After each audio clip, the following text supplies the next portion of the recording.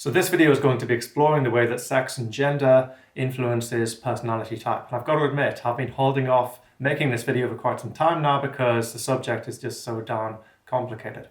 And while I am by no means confident in my ability to address every single factor and variable involved in this particular video, I will be able to address what I believe to be the main ones. And just a small disclaimer before I dive in any further.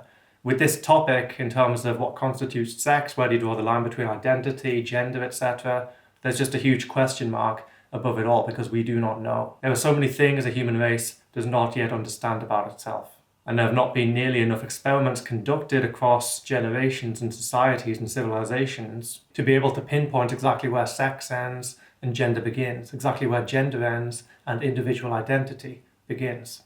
So whenever I hear someone say, men are this and women are this, alarm bells tend to ring in my head. And from an evolutionary perspective, sure, we can actually hypothesize there will be some kind of variance between men and women, just to posit two binary extremes.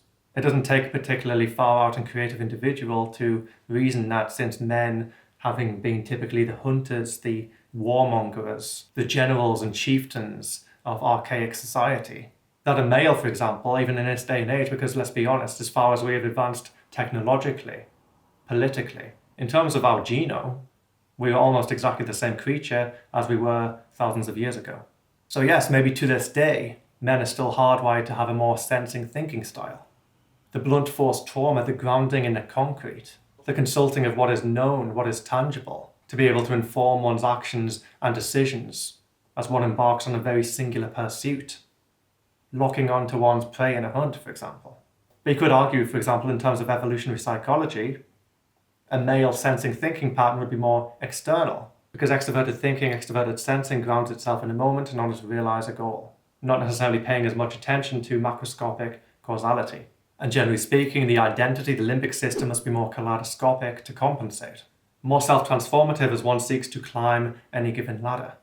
And again, evolutionary speaking, absent the luxury of blunt force, and indeed hypothetically absent a adrenaline-fueled lifestyle that almost necessitates an extroverted sensing, extroverted thinking application, the thinking patterns of the female in archaic society probably had to be a lot more intuitive, taking a step back from the front lines, assessing the cause and effect, where society is currently going, trying to macro-manage a variety of different tasks at once. And while multitasking, of course, does not exist, the roles of the traditional female in, again, archaic society oftentimes necessitated an awareness of multiple different contingencies at the same time. Not to mention the use of leverage and subtlety in order to advance one's position, again, in the tribe. And in this instance, since the objective external landscape is so much more kaleidoscopic, since one's perception of reality is more abstract, the perception of oneself becomes more concrete, and thus it will be introverted sensing and introverted feeling, anchoring oneself in as a constant within a sea of otherwise ongoing change. And as such, within this traditionally tribal scenario, in this domain, morals and values will be more closely guarded and kept, with an altogether less utilitarian perspective towards morality. And while all of this may not have actually changed cognitive type per se, it may very well have changed the fluidity within any given cognitive type. For example, in ESFJ in, say, the prehistoric era, a male ESFJ may have been dipping into extroverted thinking and extroverted sensing from the dominant position, whereas perhaps a female ESFJ in these same settings would have been staying within the confines of the dominant stack in order to more actively macro-manage any given social situation. Perhaps a female ENFP may have been dipping more into an INFJ kind of paradigm in order to reflect upon causality, whereas again, running with this extroverted sensing proclivity hypothesis, a male ENFP may have been dipping more into extroverted sensing from that default position. So generally speaking, while I do not necessarily myself personally ascribe to this particular line of reasoning, from an evolutionary perspective, it could be argued that the default male brain has a higher proclivity towards sensing, thinking, and intuitive feeling, whereas the default female brain may be wired more towards sensing, feeling, and intuitive thinking. But yeah, aside from simple conjecture, we do not know what the differences are, and if any such differences in cognitive function variation exist beyond the superficial level. Because yeah, there does seem to be some preliminary evidence pertaining to differences between male and female brains on a more intrinsic level. But generally speaking, the domain of cognitive functions tends to be a little bit above that sediment. However, the reliable evidence that we do have pertains more to self-reporting. What are the differences between how men perceive how they interact with others and how they interact with the world versus how women perceive how they interact with others and the world? And as a small disclaimer, within this particular portion of the video, I'm going to be referencing a Western population sample. Because there is a huge social constructionist element to what constitutes appropriate behaviour for any given sex. And that means a sample taken from a different part of the world, a different society, particularly from perhaps a more collectivistic culture, may even show more variation in self-reporting between the sexes. So first off, right at the bat, there was no real difference between levels of introversion and extroversion between the sexes.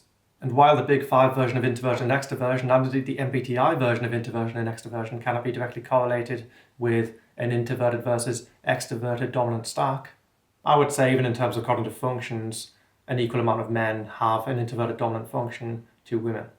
And now one may very well posit that men would therefore have an introverted thinking dominant function more often and women would have an introverted feeling dominant function more often. And I'd say, well, maybe, but even MBTI data on this only pertains to what function a person values, what function a person is secure with, over what function a person actually has.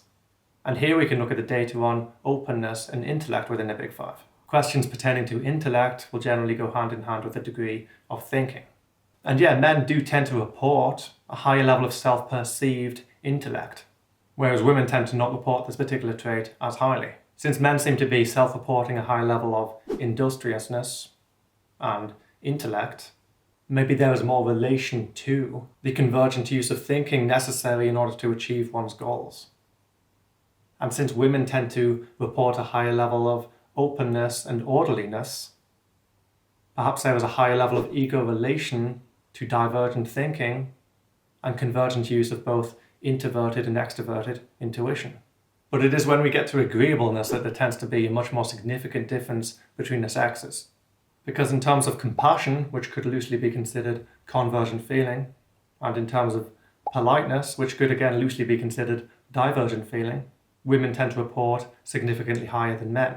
But I must point out that this particular difference in agreeable score has actually been somewhat abused, because it is not nearly as significant as many people would make it out to be. But while the significance is not overwhelming, it is still there. What does this mean? Again, not a lot in terms of cognitive functions.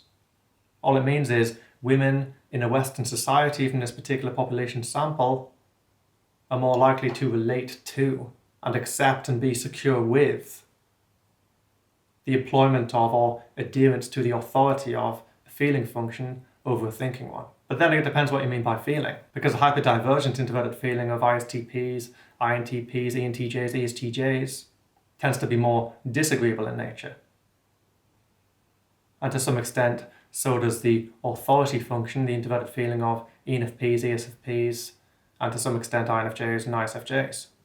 So I'd say the easiest and safest inference to draw here is that those of a female gender tend to identify and relate to and be secure with convergent feeling more than they do convergent thinking. So far from this data, we tend to have an equal amount of extroversion and introversion, a higher self-reporting of openness within the female population, which I'd say can loosely be correlated with a convergent use of intuition. Not to say intuition would be in a convergent stack, but to say that if it were not in a convergent stack, the dominant stack would be more safely dipping into it. A higher self-reporting of intellect in the male population, which would be associated with convergent thinking. And again, this may be from a convergent feeling position dipping down into what would otherwise be a divergent thinking within the male population. But just as a disclaimer on the back of that one, intellect, self-reported intellect in this instance does not correlate with IQ, because that particular score, however you might value it, is equal between the sexes. However, from this set of data, it is clear that men seem to identify with a convergent use of thinking more than women do. And again, from that data, perhaps one can hypothesize that a male INFJ or male ISFJ is more likely to activate and bring to full consciousness their introverted thinking convergent auxiliary, because they will have a stronger desire to activate that function and take ownership of it in the first place. And conversely, perhaps a female ESTP and a female ENTP would be much more likely to activate their convergent auxiliary of extroverted feeling. because relation to a function can actually have a significant effect on that function's expression, especially when it pertains to a function which requires a high degree of conscious activation in the first place. And again, running with this particular paradigm, perhaps a male ENFJ is much more likely to actively take charge of their dominant axis so as to become, at least for a short period of time, an introverted thinking dominant. Because identification with a function does have an effect on its utilization. And now looking at agreeableness across both of the scores of politeness and compassion, the fact that women, again in this particular Western population sample, seem to identify more with the extremities of this particular agreeableness score may very well imply that a female INTJ, for example, may be more consciously activating their introverted feeling and relating to it, or even that a female ESTJ and ENTJ will be much more actively dipping down into their extroverted feeling in order to use it in a convergent manner. While again extrapolating from this particular population sample, a lot of male INFJs and ISFJs may have a much more resentful and antagonistic relationship with their extroverted feeling or authority function, because oftentimes this function compels people such as myself to be much more agreeable than we would otherwise like to be. Whereas if you identify more with your feeling function, and remember this data is just the average, you still have men and women of either end of the extreme of agreeableness and disagreeableness. You may have a less antagonistic relationship with an extroverted feeling or authority function, or you may even be more willing to take responsibility for a social atmosphere. And it is in the case of an extroverted feeling dominant, for example, that the lines between agreeableness and disagreeableness may very well blur together. Because taking charge of a social atmosphere and showing compassion, and even politeness, may actually be very disagreeable in nature. And now let's explore conscientiousness. I find it quite interesting that men tend to report in this particular score, and again it's self-reporting, not necessarily what is objectively true, to be more industrious. And on the whole, I'd say industriousness often pertains to a level of convergent employment of extroverted thinking. But even types whose thinking function, particularly introverted thinking in this case, is predominantly divergent, take the INTJ for example, ISTJ, ENTP, when dipped into from the dominant position, this thinking would become much more convergent. Or even for example, when an INFJ swivels on their axis and employs extroverted thinking alongside extroverted sensing rather than alongside extroverted intuition. So again, industriousness does not necessarily mean that there are more male ENTJs and female ENTJs, although I would definitely say that male ENTJs are much more likely to receive that score than female ENTJs within an MBTI test, because again, MBTI measures how much you value a function and how secure you are with it in the first place. And again, going back to the fluidity I was talking about earlier, many female ENTJs will be dipping into extroverted feelings so much that they may very much identify more with being an extroverted feeling dominant anyway. But it does allow us to infer that on average, maybe perhaps more men will be dipping into a convergent employment of thinking, whatever their given cognitive type might be, than women. And now we get to orderliness, in which women tend to score higher than men. And as opposed to industriousness, a trait which in many ways echoes the rather chaotic tendencies of convergent thinking protocol, orderliness seems to strongly correlate with divergent thinking. So perhaps from this data, for example, one can infer a female ISTJ may be taking much more conscious responsibility for their natural convergent auxiliary, and rather than dipping intensely down into a convergent use of introverted thinking from that position, would rather be engaging their thinking function in its default divergent state, because it is the divergent state which is much more typically orderly. A divergent thinker seeks to abide by rules and systems. A divergent thinker is oftentimes a lot more reliable and systematic than a convergent one. So in terms of what we actually know, beyond simple speculation, it generally does seem that, particularly within this particular population sample, women tend to identify with certain traits over others. Men and women seem to self-report and identify with extroversion and introversion fairly equally. Women seem to have a significantly higher reporting of openness, which by the way can be very strongly correlated with intuition within MBTI. So again, in terms of MBTI score, perhaps women are more likely to receive an N within their MBTI acronym. Men seem to be, however accurately, reporting a higher level of intellect, which implies they identify much more with a perhaps convergent use of thinking, finding their own patterns, finding their own connections, drawing their own conclusions, and being very adamant perhaps in their opinions. And on that note, again, quite significantly, men seem to identify more with being disagreeable than agreeable, which can be very loosely correlated with a thinking score within MBTI. and on the whole, in terms of actual cognition, might imply a higher relation to whatever the actual cognitive stack of a person, a thinking function. Convergent use of thought, because again, convergence is the primary domain of the ego over divergent thought, at least in terms of consciousness. Whereas women scoring much more agreeable on this particular Big Five multivariate analysis may very well identify, again, whatever their actual cognitive stack might be, with a feeling function. And again, a higher amount of men in this population sample seem to identify with being industrious, which is a much more convergent extroverted thinking paradigm, whereas a higher amount of women in this population sample seem to identify with being orderly, which is in keeping with a divergent thinking paradigm, particularly that of a divergent extroverted thinking. Or at the very least, an extroverted thinking dipped into from a dominant extroverted feeling position. So in terms of cognitive type, I don't actually believe there's a significant amount of variation between anyone. But I do believe men are more likely to receive certain types from an MBTI test than women are. However, I would still say there are significant cognitive implications of this particular data. Because if more women than men of any given particular generation seem to identify with feeling over thinking, or divergent thinking over convergent thinking, and indeed convergent intuition over divergent intuition, while this would not necessarily affect the amount of men who are X-type over another, it would certainly allude to cognitive fluidity of a man and a woman within the same type. If this type was an ESTJ, for example, and it happened to be inhabited by a male, particularly within this particular generation, within this particular society, there may very well be very little extroverted feeling dip beyond that which is necessary in order to achieve a certain result. Whereas in the case of the female in exactly the same position within exactly the same society, identifying more with a kind of passive, compassionate or polite use of extroverted feeling, perhaps even for its own sake, oftentimes not necessarily directly serving the goal they had in mind. And it is possible the female ESTJ in this instance may be embodying values more typically feminine in nature, again in reference to this particular society, whilst the equally hardwired introverted feeling, introverted sensing of the male ESTJ may be embodying equally strongly the values programmed into them according to their gender. Conversely, a male INFP may be dipping much more aggressively into introverted thinking and perhaps even identifying as an INTP, whereas a female INFP may be so secure within their natural dominant state that they would not be dipping into introverted thinking beyond the agenda of their own particular emotional reconciliation with reality.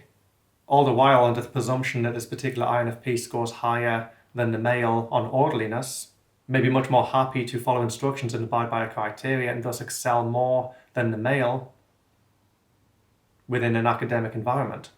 Whereas a male relating more to an industrious use of extroverted thinking may be swiveling on the dominant axis more often in order to go off and do their own thing.